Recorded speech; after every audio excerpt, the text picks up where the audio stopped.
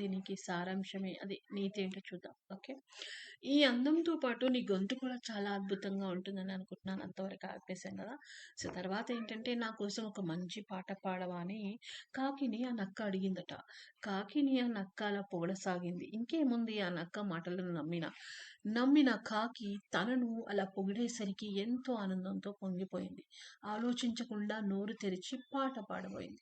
వెంటనే దాని నోట్లో ఉన్న బ్రెడ్ ముక్క కింద పడింది. కింద పడిన బ్రెడ్ ముక్కని నక్క తన నోటితో కరుచుకొని వెళ్ళిపోయింది. తను చేసిన పొరపాటుని గ్రహించి కాకి అక్కడి నుంచి బాధతో వెళ్ళిపోయింది. సో, దీన్ని బట్టి ఏమర్థమైందంటే, ఎదుటి వాళ్ళు పొగుడుతుంటే అది నిజాలా? ఒకవేళ నిజాలనుకో నమ్మొచ్చు. నిజాలు లేకుండా మీలో ఏమీ లేకుండా పొగుడుతున్నారు. వాళ్ళేం అవసరం అది తెలుసుకోవాలండి. ఓకే. ఈసారి పొగడ్తలు ఎవరైనా పొగిడితే చూడండి. మీ నిజాలా? మీలో ఉన్న నిజాలా? వాళ్ళ అవసరం కోసమా అని తెలుసుకొని మెలిగితే మంచిదన్నట్టు. ఓకే. థాంక్ యూ అండి. మీకెలా అనిపించిందో కామెంట్ చేయండి. Do follow me like this. Thank you.